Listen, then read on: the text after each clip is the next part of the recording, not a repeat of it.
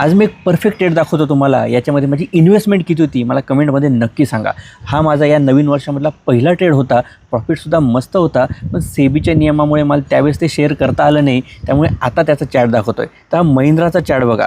31 डिसेंबरला काय दिसलं मला, तर इथे एक डोजी आला होता जो फ्लॅगमध्ये होता आणि शिवाय ट्रेंड लाईनवर सुद्धा होता. आणि पुढे जाऊन हा वर गेला तर कप अँड हँडलसुद्धा बनेल याचाही अंदाज मला आधीच आला. यामुळे या छोट्या स्टॉप लॉसवर 30-50चा कॉल मी 2 लॉट 78 रुपयांना घेतले. दुसऱ्या दिवशी आपल्या ॲनालिसिसप्रमाणे महिंद्रा वर आला. आमच्या स्विंग स्ट्रॅटजीमध्ये सुद्धा अगदी क्लिअर सिग्नल आला, त्यामुळे दिवसभर मी तो कॅरी केला. तो हायला क्लोज झाला. तिसऱ्या दिवशी सुद्धा असा मस्त रॉकेट झाला शेअर की तो 3200च्या लेवलपर्यंत आला, जिथे मला रेजिस्टन्स दिसला. तोपर्यंत आपला 78 रुपयांचा कॉल 220 रुपयांना आला होता. त्यामुळे मी पटकन सेलची ऑर्डर टाकली आणि आपला 78 रुपयांचा कॉल मी 217 रुपयांना सेल केला. 48,000चा प्रॉफिट बुक केला.